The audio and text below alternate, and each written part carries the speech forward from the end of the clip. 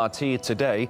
Polling stations have been open for an hour now here in the capital for the country's presidential election. But with a territory spanning almost a dozen time zones, the vote has already been going over, well, for now, more than half a day in some regions. Let's go live now to RT's Colin Bray and Nadira Tudor at our central Moscow studio.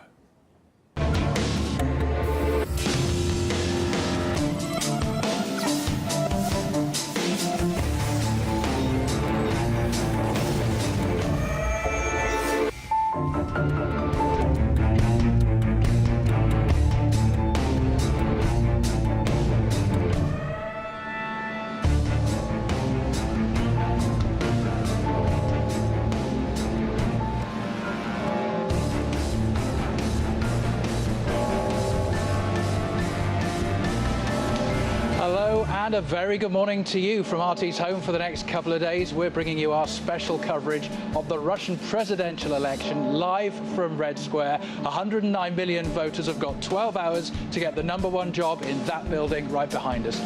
And we've got the front row seats, haven't we, Colin, to bring you all the latest from the voting. And election silence has been in effect all weekend.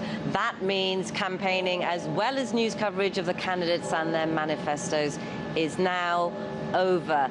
So until the polls close on Sunday evening, we won't be able to give you much information about those vying for the Russian leadership. Well, what we can tell you about is the organisation and the process of the vote as more and more of the regions join that voting marathon.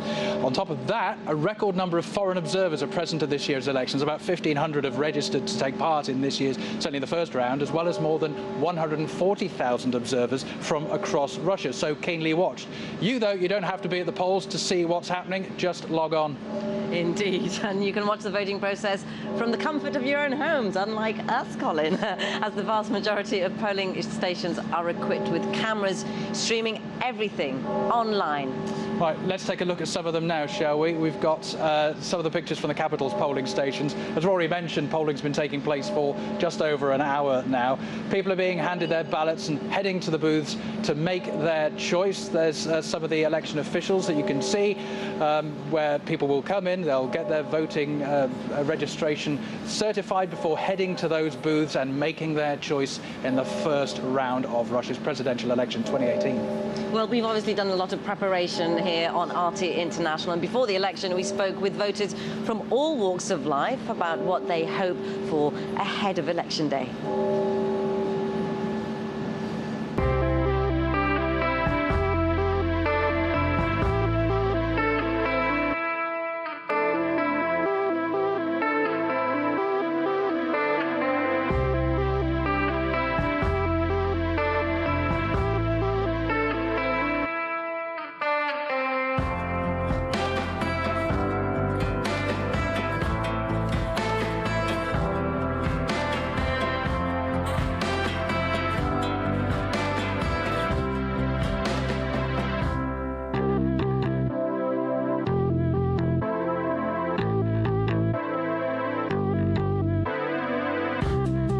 Сначала хотела быть великой спортсменкой, была травма ноги. Из-за этого пошла другая, да, ветвь медицины.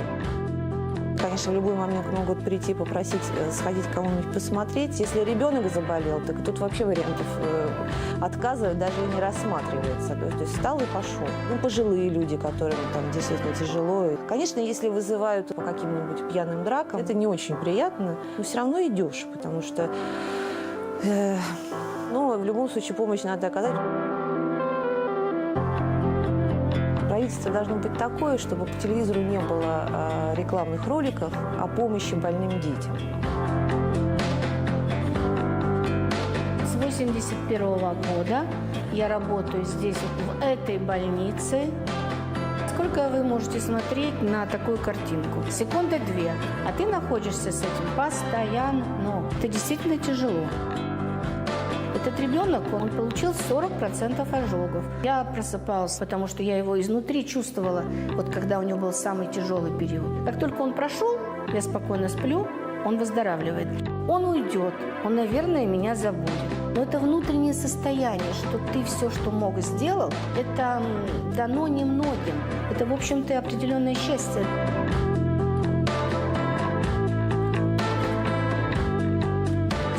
богатая. Нужно, чтобы у нас было больше возможностей. Нам нужно позволить использовать свой резерв, а он у нас очень большой. У меня врачебная династия. Все, вплоть от моего дедушки, прадедушки, врачи. Просто мне это по душе. Но и с детства я вижу хирургические вмешательства и иду по стопам своих родственников. Комфортнее и интереснее работать, конечно, в том городе, в котором ты живешь. Учитывая, что условия для работы предоставлены очень хорошие, не скажу, что они идеальные и есть к чему стремиться всегда. Но это и происходит. Мне 28 лет, и нашему демократическому обществу российскому тоже 28 лет.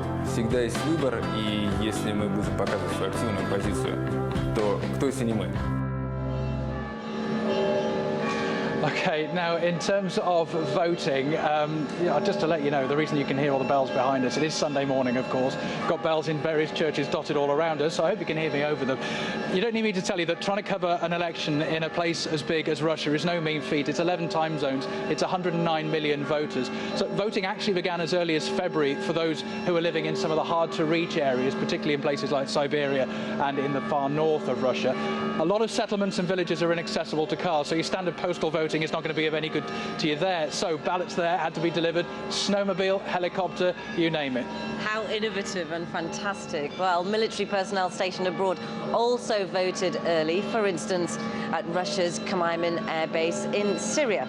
And we're keeping a close eye, obviously, on the voting throughout the day, bringing you the very latest from our studio here on the Red Square in this absolutely gorgeous weather. Yeah, it's mid-spring, but it's minus 15. We're here every hour to keep you on top of the Russian election 2018. See you later.